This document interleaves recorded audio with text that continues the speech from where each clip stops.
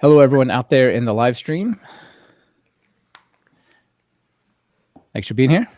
Go ahead and get started. If those of you on YouTube, if you have questions, please throw them into the live chat and we'll try to make them part of the show. So excited to have you here watching live. And yeah, we'll go ahead and just kick this off. Cool. Hello and welcome to Python Bytes, where we deliver Python news and headlines directly to your earbuds. This is episode 218, recorded January 27th, 2021. I'm Michael Kennedy. And I'm Brian Hawken. And Brian, we have a special guest, Jeremy Tanner. Welcome, man. Thank you. Thank you for having me. Yeah, it's really great to have you here. We've got to talk a little bit at conferences and stuff. And now that we just don't seem to have conferences in the world anymore, we're going to have to drag you into our world to actually get to catch up. It's good. I need a tiny bit of that Portland fix. I love being up there, but I mean the entire Pacific Northwest, but Portland in particular. And yeah. So where are you at? I am in Austin, Texas. Right. He's in the Portland of the South. I thought that was, oh yeah. Nice. All right. Well, maybe real quick, tell us about yourself, Jeremy, people who don't know you. Absolutely. I like motorcycles. I like suede shoes. I like smoked meat, like Python. Currently working in developer advocacy at Equinix Metal and living in Austin, Texas, raising two awesome tiny copies of myself and trying to sort of ride it out while the world is melting, I assume, like everyone else is. Yeah. We share a lot of interests, like you and I both do motorcycle riding. And just a sidebar, like the ability to just jump out on a bike, get away, cruise through the mountains, and just pull back into the garage and have, somewhere outside of your four walls, a really cool experience. Like that's a really neat thing to do when you're otherwise just stuck at home. It's there's so many technology guardrails, right?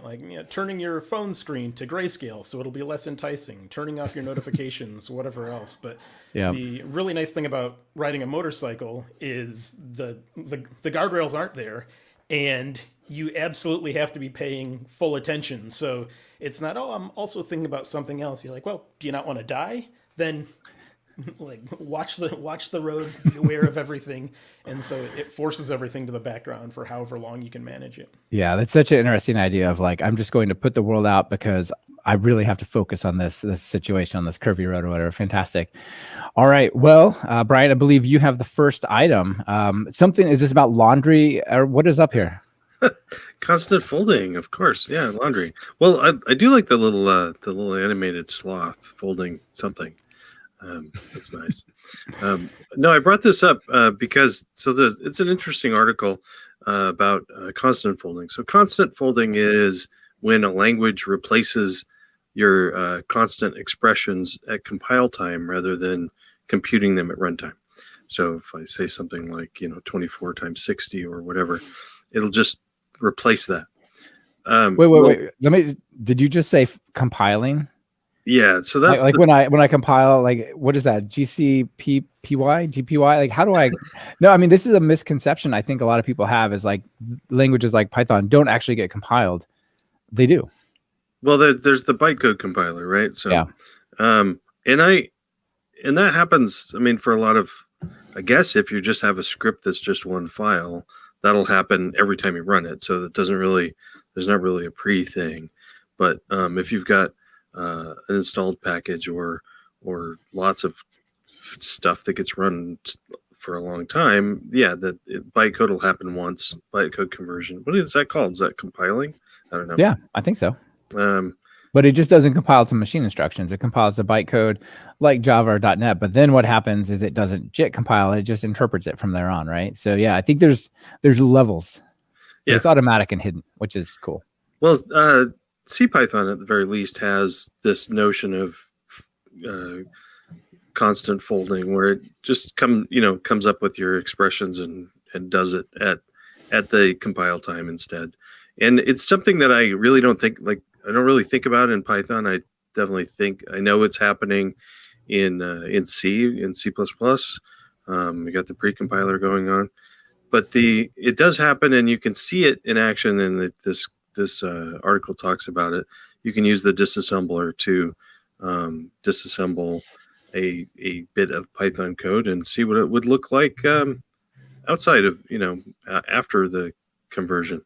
And so something like, if you recommend, one of the examples was the days in seconds is 24 times 60 times 60.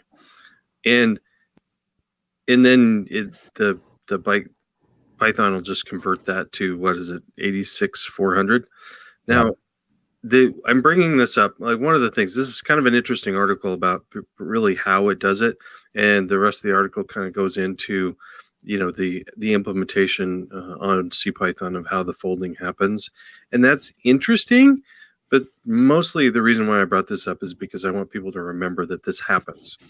So if, like for this example, it is way better to put in your code days in seconds equals 24 times 60 times 60. That's really clear. You don't really have to comment it much because people can just look at it. But if you were to manually replace that with 86,400, it's suddenly a magic number then, and people won't, in the future, you're like, where did this number come from? What happens if I change it? It's going to muck everything up. So I think things like this are great. I use it. It talks about, it's not just math expressions, things like string expressions too. So you can, if you're going to do 30 different dash marks to print across the screen, you can say like dash, the dash character times 30, and Python will just convert that for you at bytecode time. Very cool. I just checked it for strings, and it definitely says, the final result of the calculation of a bunch of constants involving strings is the answer. And the benefit is, if it's always going to be the same outcome, why compute it every time you run that function or do an import? Yeah, and there's some size optimization that happens that Python realizes that some things are, and the article talks about some of the constraints. So if you end up with like, a 4,000 character string after doing it, or, I think they found the limit was it'll go up to 4096, but if you make it 4097, it doesn't do the folding at that point. I don't think you have to memorize that. It just know that Python has some optimization where it says if the pre-computed value is too big, then don't worry about pre-computing it and do it at runtime. Yeah, it makes a lot of sense. Perfect. I like it. And, it's another cool chance to just play with the disassembler and understand that a little bit better. Jeremy, you ever play with disassemble things? No, but it was definitely appreciated that it was a way to avoid a little of the magic number disaster, where had looked back and reviewed a bunch of, I think it was physics code, and so often there will be like, oh, if you're a domain expert and you're familiar with nuclear reactors, then you'll know why these pieces are here. But you're like, please name them things. Yes, exactly. Here's the number of moles of or whatever in chemistry. Like it doesn't make any sense, right? So if you kind of do a calculation, but you don't have to pay for the calculation, that's really nice. I used to do this all the time with the days and seconds, like the seconds and days, because what I would do is I would go to like a date time. I would say date time dot total seconds divided by seconds and days. Well, that's how many days it is, until Paul was on Talk Python, the guy behind the datetime stuff, and said, do you know you can go to a time delta and say it has days equal 1 and then divide the date time, another time delta by days equals 1, and it'll tell you the same answer. I'm like, that's just crazy. I know, how was I supposed to know I could do that? So, but yeah, this is definitely a cool one. And the disassembler is neat to really understand what's happening. Like these little constants, load const, store name, load const, just get fed straight through this huge ceval.c switch loop, and that's your program. Well, all right. Go ahead. One of the things I want to bring up is that these are fun little tiny examples of using the disassembler, which is a fun thing to do, because if you're trying to do a larger function and disassemble it, it's going to be more complicated, but it's kind of fun to look at the output of the disassembler. So yeah, definitely. It gives you that inside view. All right. I stole this from you, Brian. It's a good one. It's a good one. So this one is called pip-review. And pip-review is really cool. I learned about this from PyCoders, the newsletter. And the idea is that updating all of your packages that you've got in a virtual environment is a hassle in various ways. One way is I could just not set, I could not pin the version numbers and just install the latest, right? But then if I try to reinstall, it just says, those are up to date. Maybe I see, I know that there's an update for HTTPX. So I'll do a pip install -u pip-x, right? Upgrade. And it'll upgrade it, but it won't upgrade the things that pip-x installed, even if I ask pip-x to upgrade itself. You know what I mean? So there's like this, the dependencies of the dependencies and all that become just a hassle. So there's this thing called pip-review, which lets you smoothly see all the available updates and then apply those. This used to be part of pip tools, but it's now its own standalone thing that just directly uses pip. So like all good things, you pip install pip-review, which is very meta. And then you have pip-review. And then you can just ask it to do things like just run pip-review on the command prompt terminal. And it'll tell you, you've got this version of this library. There's a new one available. And that's pretty much equivalent to doing pip list -outdated. But then you can also just say, and fix it. So pip-review -auto, which will just find all the things out of date and update them, including the dependency of the dependency of the dependency, which is pretty awesome.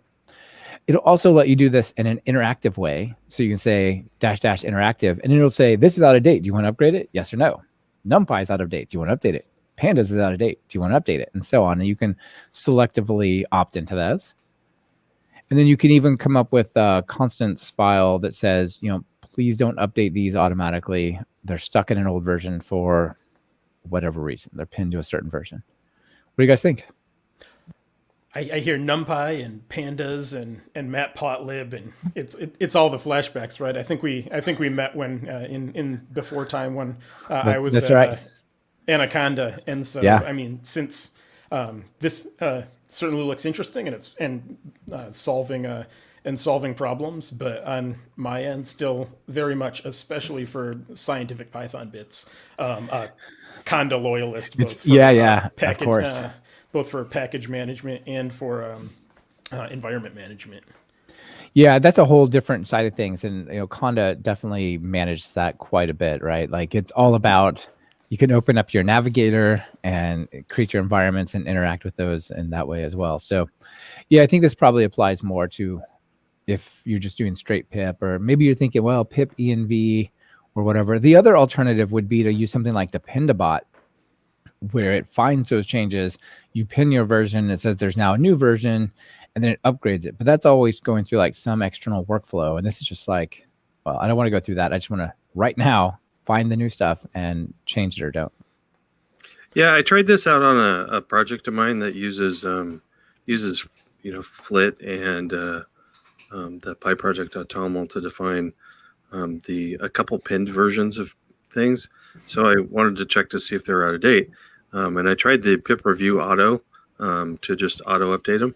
And now that pip has this dependency resolver, it noticed that my project had some pinned, and it said there is a new version, but there's a conflict with your project. So just be aware, you need to figure out that conflict on your own. So interesting. Okay. Nice. Yeah, very nice. Yeah, I've recently run into some issues with the resolver and the new pip. Yeah, we've gone over that. Nice. All right. Jeremy, what's your first one? Keyboards. My first one is keyboards. And so I have fallen well down the mechanical keyboard rabbit hole. You want a loud clackety clack version? Perfect. Just like such, yes. So I suppose the Python tie-in is, first of all, yes, your keyboard is probably the way that the bulk of the Python gets into your computer. And so right. As much as we would like to just plug a jack straight into the brain and think code, it doesn't work that way yet. So it makes sense.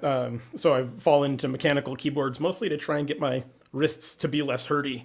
I suppose for our viewers who are watching with their ears in the future, the listeners, if this is on audio, I've just shown you my hands. I may show you keyboards, and I'll have to remember to describe those. That's right. Have started to really love mechanical keyboards for ergonomic improvements and ability to sort of restructure the way that they work for my benefit. Most of the keyboards that you'll see connected to computers are using that are like a flat bar shape. Use QWERTY, which actually dates back to everything wrong that you could do, right? Are you? Do you know when QWERTY came into usage? Yeah, I mean, very clackety, right? For the to slow down the typewriter. Yeah, but it was in 1873, and so like Civil War era, like oh my goodness. I mean, within 10 years of the first American Civil War. So when we were still like settling our disputes with like swords on horses and so on. And just like there's always continues to be a better way of doing things, and we keep on working towards the better way. Like the layout of keyboards is sort of a vestige of a past time with different requirements. Kind of like wearing pants now, right? Like we used to be going out and seeing people. Now, shorts. Let the shins breathe. Exactly. So anyway, like with what's useful on the keyboards is in addition to getting ergonomic benefits, you can change up your key map. Normal keyboards have maybe 100 keys on them or so, but they really have 200, maybe 300 keys. You have modifier keys. You push shift and you're like, okay, now all those keys are now, all the letter keys are now capitals. The one is an exclamation point and so on. Taking key maps are the ways that you can take and change those keys to put them under whatever buttons you like. Yeah, if you want to say switch to Dvorak or something along those lines, right? I had a friend who taught himself Dvorak, but seeing the QWERTY keys was so impossible for him. He shaved all of the letters off of his keyboard because it was either easier to have nothing rather than have the wrong thing there. That's sort of what's going on over here. This is look at that thing. A 44 key split. And okay, you got to describe that to people. First of all, what is that? So a company, Keyboardio, just keyboard.io, has made I think a gentleman in the Pacific Northwest also made a hand-wired version of this. Jesse and Kaya at Keyboardio made a mass market version that's manufactured that instead of soldering everything together and ordering the pieces, you can just get a completed keyboard, which is very nice. And so for this keyboard, you're going to operate largely with layers, and so you don't see as many symbols or numbers here. And so when you hold down maybe super or function, it's going to change one of the sides to arrows, change one of the sides to a number pad, change one of the other sides to the symbols, exclamation point, at symbol, asterisk. And instead of reaching and twisting like you might on a normal keyboard, where every time we thought of a new thing, you're like, oh, the hash symbol, that's going to need to go all somewhere. The other stuff. Well, you need to add it on, and the keyboard keeps growing. Here, your hands stay in about the same position, but when you put your ring finger down on the home row, of your left hand, the entire right side changes to different keys. And so the way I suppose the Python tie-in there is that most of these keyboard firmwares are written in C, because you have the little microcontrollers under that's telling what keys what to be. But there are Python portions, and so the command line interface that QMK, this project on GitHub, Quantum Mechanical Keyboard uses, is written in Python. Some of the tools that your key maps are sort of always in flux, and so you can evaluate the ways that you're using your keyboard, and so Python can help out there to help you make a heat map of, okay, which keys am I pressing most frequently? Let me move those to a stronger finger. Again, because we're sort of home in quarantine pandemic time, it's fun to have this sort of escape room to get yourself out of. And there's a little bit of a challenge to remember where that new key is, or even assembling. You've got keycaps coming from one place and trying to find out what new features you might be able to pull down in the firmware from GitHub on another. And Folks are making different designs. You can go with split hand boards. There, we can center that up into view. This is for those who are listening. RGB KB Sol, the sun. So you basically have two separate pieces. Oh, and it has LEDs. Beautiful. So you have two chunks, one for each hand, and you can position them however fits for you. Okay. Yeah, and so it can open up your shoulders, open up your upper body a little bit. Yeah. Hopefully, make your wrists less hurty. Was the Yeah, well, I've struggled for, oh man, I got to do math, for 20 years, maybe 15 years with RSI issues. And it was to the point where I had surgery on my right hand for carpal tunnel stuff. And I thought, man, what am I going to do? I did physical therapy. It was really quite scary, actually. And what I did, two things. I got a much, much better, more ergonomical keyboard and only use that. Like, I never type on my laptop because that thing is a kiss of death for my hands. And the other one is I'm right-handed. I force myself to become left-handed for mousing because I use my right hand for the arrows and page down and insert and all that. And I figure it's already doing all that stuff. Might as well. Do you use one of the sideways? I cannot find a good sideways left-handed one. Oh, it's so super hard to find. Tricky. Yes, I could either go vertical or I could go left-handed, and left-handed is working super well for me. But I'm using the little Microsoft ergonomic travel, and I love it. This thing goes with me everywhere. I don't go anywhere without it. So, yeah, I think it's an important thing. Yeah, good. The best way to fix it is to touch your computer less. But if that's not an option. So the other things that have beat my hands up and I'm trying to be better about are if you hold your phone and you just scroll and you scroll some more and you scroll some more. You can do it with your left hand instead, or you can try and not look into the abyss so often. Yeah. I've used voice typing. Go ahead, Brian. Doing a lot of less doom scrolling now than I used to. So things are less crazy. Yeah. Brian, what do you got for your setup? Do you just type on your MacBook, or you got something better? Me? Yeah. Oh, Kinesis. Oh my gosh, you are full on over there, dude. Kinesis one. Okay. Dishes. Yeah. So those are like the hollowed out, like typing in a crater. Yeah. So I've been using Kinesis for like 30 years, 25 years. Wow. Similar, I had problems with my arms, and I was just like a couple of years into my career, and I'm like, oh my God, I finally get a programming job and I can't do it anymore. So, but I switched to the left-handed mouse, and now I don't even think about it. Some people say, like, I don't like switch the mappings. I don't switch the left to right. I just move the mouse over and use it with my left hand. And then also the Kinesis. And then when the whole like mechanical keyboard thing started, people were talking about that. I'm like, what's all this about? And then I found out that the Kinesis has been mechanical since it started. So yeah, Kinesis is definitely an interesting one. Although I think I want to get a new one because the key, whatever the mechanics and behind it are the wrong color or something. I want to get ones that I have to push down a little harder because I find that I rest my hands on my keyboard and it'll start typing stuff.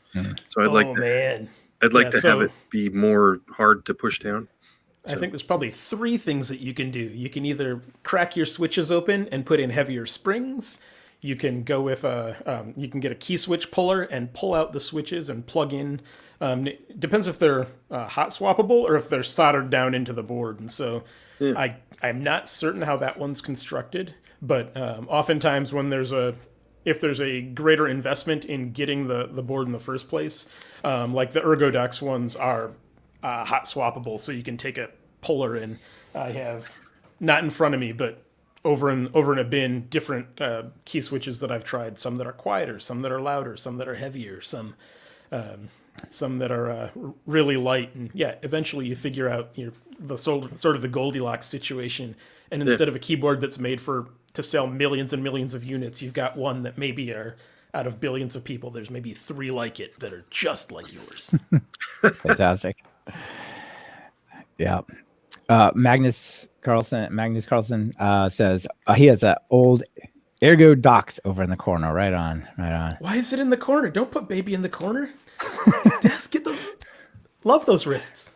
Yeah. The thing I love about this one is it has such short keystrokes. Like you barely have to move your fingers, which to me, a lot of these really nice ergonomic ones, I feel like you've got to move them a lot, which I don't know. It's always a balance. This one works well for me, but all of these things are super fascinating.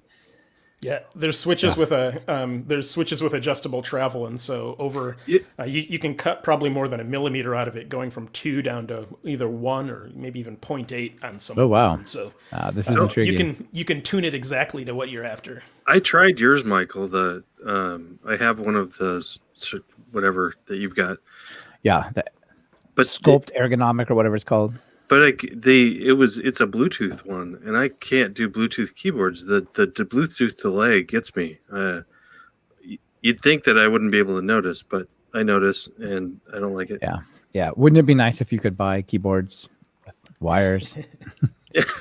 And then I suppose we didn't talk about mousing either. We talked about like the actual device, but in QMK, that firmware and other keyboard firmwares, if you hold down a button, the other side of your keyboard can become a mouse. And so any of your keyboard keys can make it travel diagonally or up and down, or can be used as click. And so you can replace your, especially for traveling, you can replace your mouse with being able to navigate, move the mouse around with fantastic. With the keyboard.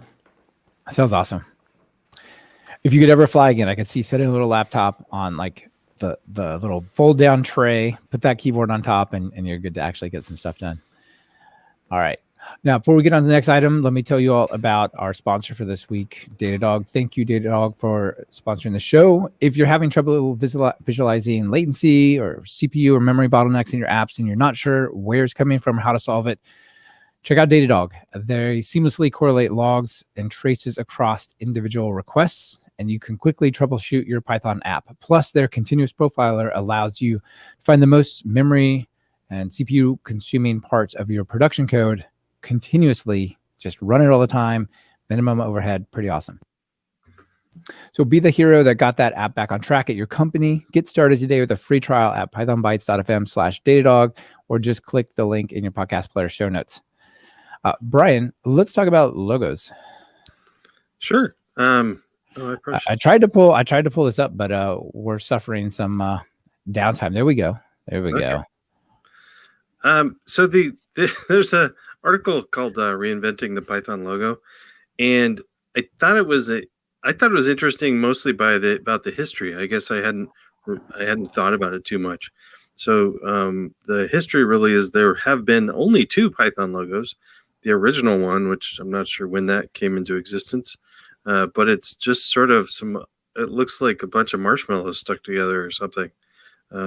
It's not. It does look like marshmallows. I get Light Bright vibes.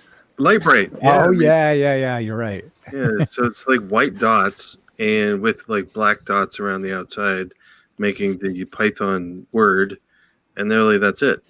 And apparently that passed for a while, and then the current logo came into play in 2006 and it was designed by Tim Parkland, and it's the logo that we have right now. And I was, I kind of got the Mayan vibe from the Python icon also, or the 2 Pythons. But there's a quote from Tim. It said the logo is actually based on a Mayan representation of snakes, which is very often represent only the head and perhaps a short length of tail. The structure of the snake represents the natural coiling nesting of a snake as seen on the side. I don't know, but having the symmetry also kind of reminds me of a yin yang symbol or something. Anyway, I like it. It's good. But the article then goes on to talk to a designer who came up with a possible change and proposed a change in 2020, Jessica Williamson, and it's pretty. But I didn't really read the rest. I just thought it was curious to think about, should we change it? And I guess I'm on the side of, I kind of like the way it is, but I was curious what you guys thought. Jeremy, go ahead. I mean, I've grown so used to the other one, but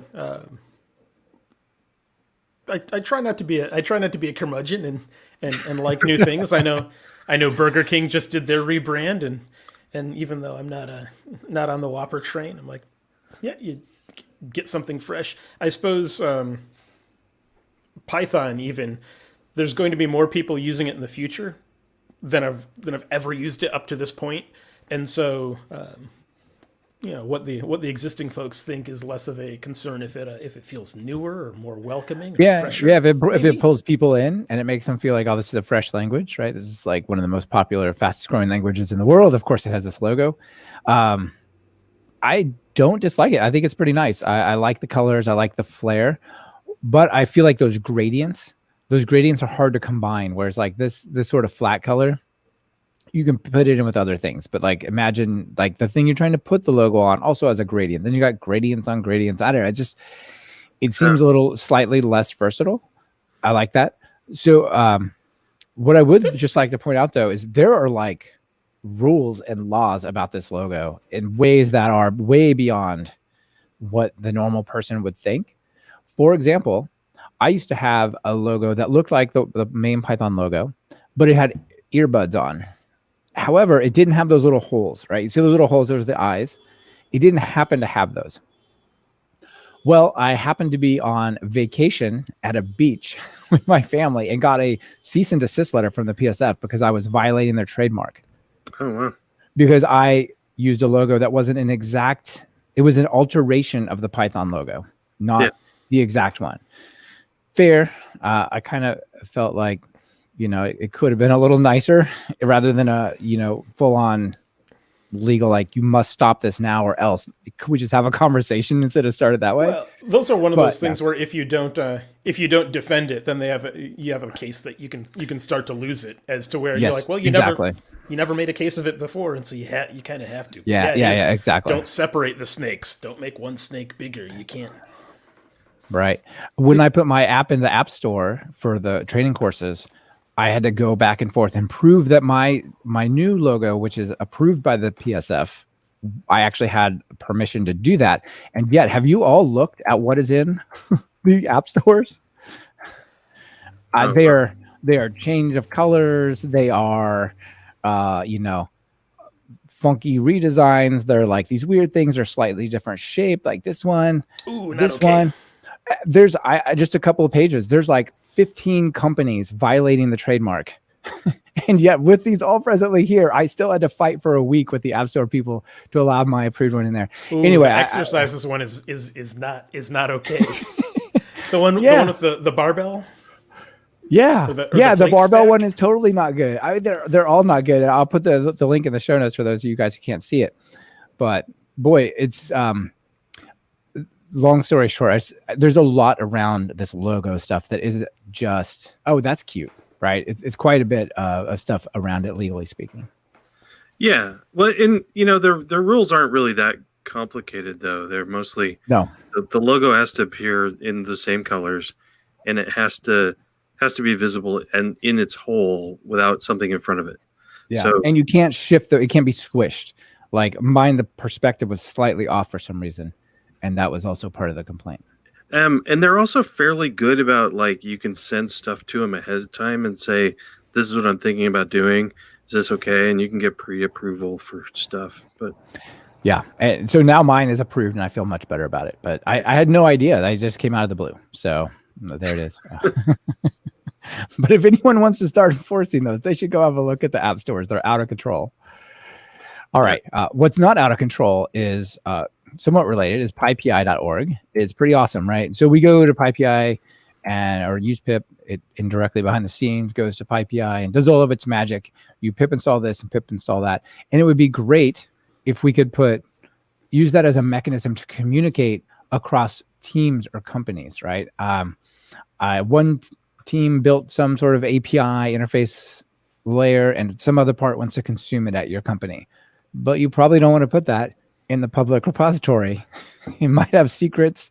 It might just be inappropriate, all those kinds of things. So it would be nice to have your very own, right? Yeah.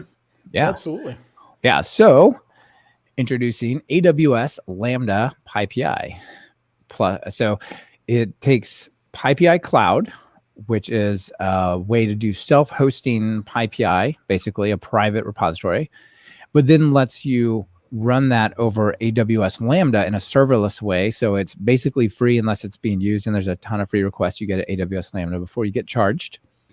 And you don't have to have servers to maintain. So you can basically set up PyPI Cloud to run automatically as an AWS Lambda, which then you can lock down. That's pretty awesome, right? Yeah. Yeah. So there's not a whole lot to talk about it. Do you know if it acts like a caching server as well? So can you get? You probably could. You probably could do that with PyPI Cloud. Okay. It's just rehosting PyPI Cloud, which I'm guessing it can. I don't know for certain, but so you're saying like you'd like to just set that as the global destination. Well, right. And if you install requests, it pulls it stuff. from. Yeah. You want to pull the public stuff in, plus like sort of merge your private stuff with it, right? Yeah. I haven't tried that, but I suspect PyPI Cloud does allow that. So, yeah, pretty neat. Yeah, pretty cool. So security wise, the session keys are auto-generated. That was perfect. I'll say bless you, even though the listeners don't know you sneeze, because that mute was right on. Oh, it was. Oh man, yeah. Allergies. So the security wise, it says the session keys are auto-generated and stored in a secret. The server configuration contains those generated on the fly. The Lambda functions can be limited to accessing only what it needs. And then, of course, you can configure PyPI Cloud to display nothing to non-authenticated users. So you basically have to log into it, and then you're good to go. So I think this is a pretty neat solution. I mean, you've been able to do stuff with PyPI Cloud already, but being able to put it in the cloud for free at scale seems pretty neat. Yeah. All right. Next up, we have not just the basics, but beyond. Yeah. So if you've read some of L. Sweigert's other Python books, there's a new one, I believe, dropped January. That's the month that we're in. Can grab from No Starch Press, or can give a look over at the URL above. And so many other books and references are like, here's how to do the thing, go on. Here's how to do the thing, go on. And when looking through beyond the basic stuff, a lot of it is a look through the Python lens, but at being a better developer and being, I don't think he said, but for myself, definitely like a less feral developer. And so often it's feral, easy to get that. Give us your interpretation of that. That's like you've just been out on your own. You figure out how to make it work, but you don't necessarily follow the community agree. Yeah. Raised by technical wolves. So often when you love that way of thinking, that's awesome. When you join a team that's been either working together already or has been in industry for a while, there's those things that you don't know that you're doing that sort of make you look less polished. Whether that's in a code interview, and so when like Al goes over. What are reasonable variable names? What are code smells? Talking about like either duplicating code or so you can write something that works very easily, but here are things that it's going to be so much nicer to hear from Al, like, hey, you probably don't want to do this, as opposed to hearing from a teammate in a code review, like, what is 86,000? You're like, oh, that's the number of seconds when you multiply by 60, and you do the I guess back to the magic number earlier. You're like, well, why is that bad? I did the math already. It doesn't make sense to do the math the extra times. But you're like, well, someone's going to have to come behind you and read that later, and no one hates you as much as future you hates you, because it's probably going to be you who comes behind you and reads that later and doesn't remember. And so. Chapter after chapter, it's just so many things that are like, oh, again, like code formatting. You know, like if you haven't been using formatting and linting prior, and makes it so much easier to interact with other folks, and sort of helps you knock those rough edges off that aren't necessarily like this is how you Python, but this is how you become a good open source contributor citizen, or these are the things that you need to know to work, but you didn't know you needed to know. Right. Even probably things like continuous integration and stuff you should probably know, or Git or PRs or all those. Like if you kind of been doing that on your own, like you can, and some organizations do, but many people don't create PRs for themselves. They just check in and carry on, right? So those kind of things. Yeah, this is great. You can read it online, or with the link in the show notes, or you can go buy it online. Yeah, it's on No Starch. You can either get like the ebook, you can get printed copy, whatever you're into. Yeah, and I think that I was just looking through the Code Smells one. Even if people just review that, anything else, this is some pretty good stuff in there. Yeah, I love the idea of Code Smells so much because it's not wrong. It just kind of turns your nose like, ew, this isn't so good, but it does work.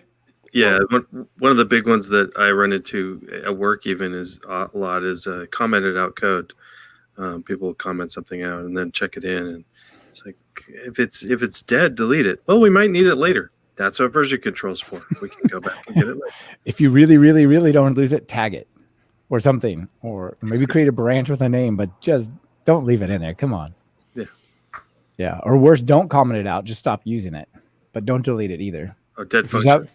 A dead function or dead class. Oh my goodness. Oh yeah, I'll see that occasionally. Somebody will rename a function like function foo old. Like, why did you do that? Well, we're not using it right now. That hoarder type code base. Exactly. I don't have a problem. I just have 23 cats. It's gonna be all good. All right. Oh, awesome.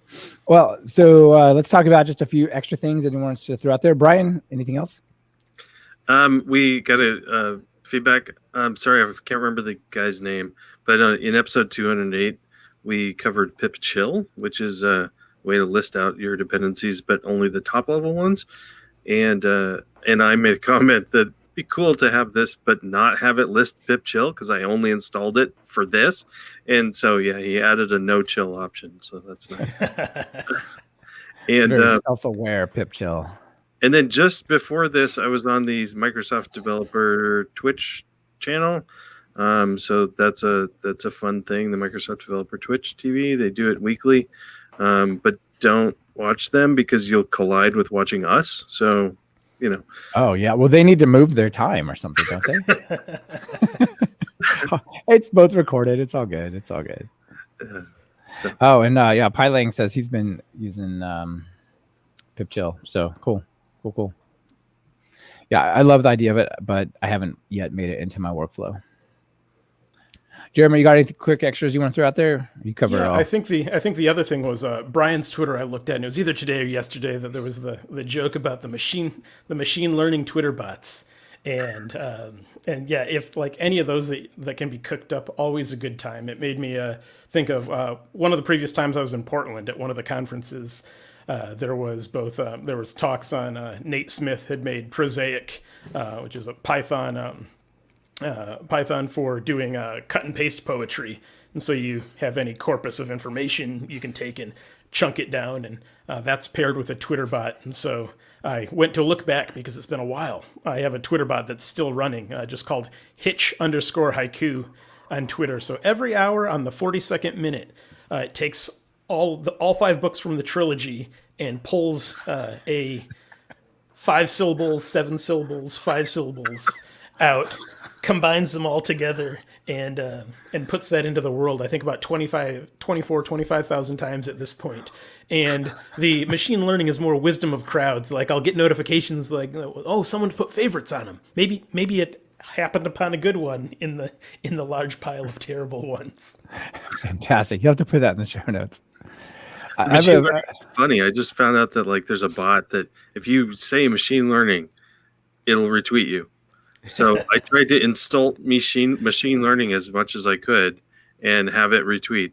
You know. So fantastic. Like you're going to Beetlejuice the bot. And then I suppose also on the Twitter front, yeah, we just told you not to scroll forever, but my My favorite client just got a refresh. If you use iOS devices, the Tapbots folks have put out Tweetbot number 6 yesterday. Oh, nice. Yeah. That's cool. Yeah, I got to explore more Twitter clients. I'm still just a web browser kind of guy. But it works for me. All right, I got a quick couple of releases for everyone. Django 3.2 Alpha 1 was just released. So that's pretty awesome. A bunch of cool new features coming in Django. You can check those out. MyPy 0.8 has just come out, and that has Python 3.9 support. pip-21 is out, and that drops Python 2 support. So that's also a good one more step away from legacy Python. And then real quickly, there's Elasticsearch. They changed their open source model, which is a very, I'm not going to say is bad. I kind of support them in this path, I think, but it's a very big deal. AWS and some of the other cloud vendors are like basically selling Elastic as a service, Elasticsearch as a service. And they're like, wait, you just took our stuff and are selling it to other people. Whereas like we have a corporate sort of thing, but we have no relationship with these people, and that doesn't seem real fair. MongoDB had exactly the same problem, and so they adopted the same license, the SSDL or something like this. Basically, it's still open source unless you want to resell it as a cloud vendor. Then it's not. I don't know. How do you guys feel about this? Open source business models are hard. Yeah. And it's really hard to attempt to put the genie back into the bottle after. And so I think the part of that was unsaid was that Amazon said, fine, take your toys and sell your service, but we'll just fork it and continue to do the thing that they forked it with the old model before it's changed. It got in there, and that was that, right?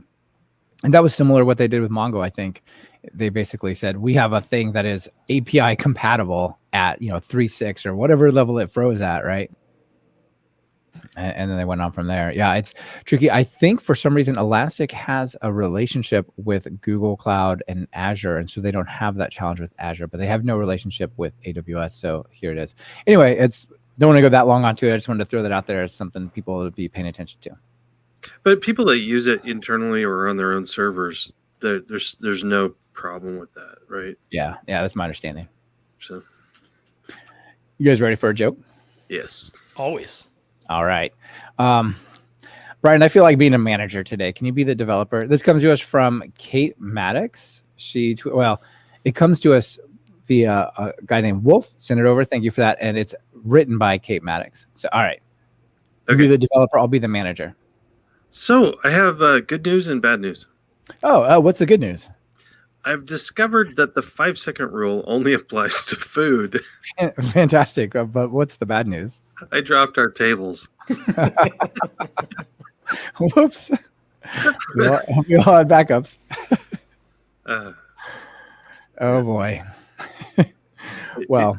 Did you hear that? Like, I probably have this wrong, but I think that the 5-second rule, I thought it was 10-second rule. Anyway, it depends. It varies by age. If you're a little kid and it's candy, it's probably a good 30-second rule. But I think it used to be a lot longer, and I think that it stemmed from Genghis Khan, or at least I heard this story that Genghis Khan had a rule about how long he would eat, how long after, how many numbers of days he would eat meat that had been left on the floor or left on the ground, or something like that. So. Probably not good to eat meat that's been laying around for a few days. It's a 3-day rule. Yeah. You want to keep that pretty short. Get the magic number for number of seconds by number of days by cleanliness of floor. That's right. It's only 150,000 seconds. No more than that. Come on. Oh, boy. All right, guys. Maybe somebody can correct me with the real story. So. Yeah. That's what happens on the show. We throw out bits of information and our listeners back us up. Yeah. All right, Brian, thanks as always. Jeremy, it's great to catch up with you. Thanks for being here. Absolutely. The show. It was fun. Thanks for having me. You bet. Bye.